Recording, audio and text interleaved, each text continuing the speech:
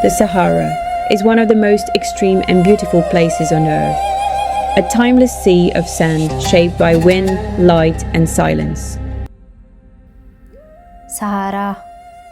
ሰሃራ በምድር ላይ ያለ ትልቁና ሞቃታማ በረሃ በሚሊዮን ካሬ ኪሎ ሜትር የሚረዝም ማለቂያ የሌለው አሸዋ ውቅያኖስ ጥንታዊ ሚስጥሮችን ጠንካራ ህይወትንና ያልተነገሩ የህልውና ታሪኮችን ደብቆ የያዘ ቦታ ወደ እጅግ አስፈሪው ጸጥታማና ከፍተኛ ሙቀታማ ቦታ እንኳን በደህና መጡ።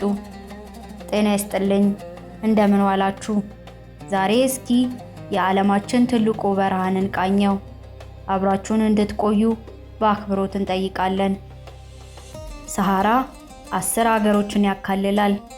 የሚያካልላቸው ሀገራትም አልጄሪያ፣ ቻድ፣ ኢጂፕት፣ ሊቢያ፣ ማሊ፣ ሞሪታኒያ፣ ሞሮኮ፣ ኒጀር፣ ሱዳን እና ቱኒዚያ ናቸው።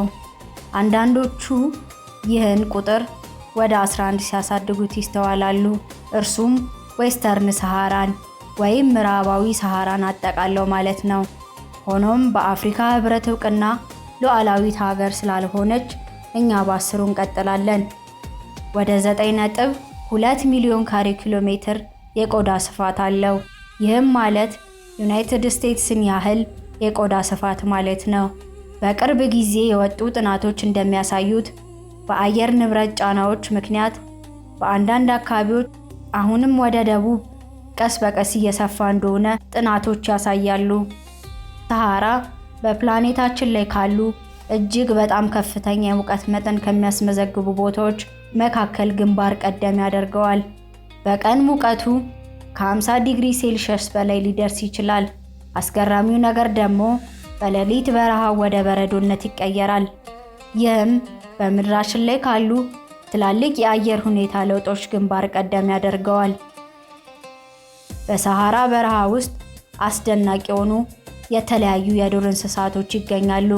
ከነሱም ውስጥ ወደ 70 የሚጠጉ አጥቢ እንስሳቶች፣ 90 አይነት የወፍ ዝርያዎች፣ ከ100 በላይ ተሳቢ እንስሳትና ስፍር ቁጥር የሌላቸው ነፍሳት ይገኛሉ። ሆኖም ሁሉም ለከፍተኛ ሙቀት፣ ለቀዝቃዛ ምሽቶችና ለውሃ እጥረቱም ራሳቸውን ከበረሃው ጋር አላምደውታል። ብዙዎቹ እንስሳቶች ውሃ የሚያገኙት ከማደን በሚያገኙት ምግብ ውስጥ ነው። በሰሃራ በረሃ ውስጥ የሚገኙና እጅግ በጣም አጥብቆ ለሰው ልጅ ጥቅም ከሚውሉ እንስሳቶች መካከል የበረሃው መርከብ ተብሎ የሚጠራው ግመል አንዱ ነው። ግመል ውሃን በከረጢቱ በመያዝ ለረጅም ጊዜ መቆየት እንደሚችል እናውቃለን። ሰዎች ስለ ሰሃራ ሲያስቡ ወደ ሐሳባቸው የሚመጣላቸው ማለቂያ የሌላቸው የአሸዋ ክምር አድርገው ነው። ነገር ግን ሰሃራ በረሃ ከ20 እስከ 25% ብቻ የሚሆን ክፍሉ ነው በአሸዋ የተሞላው።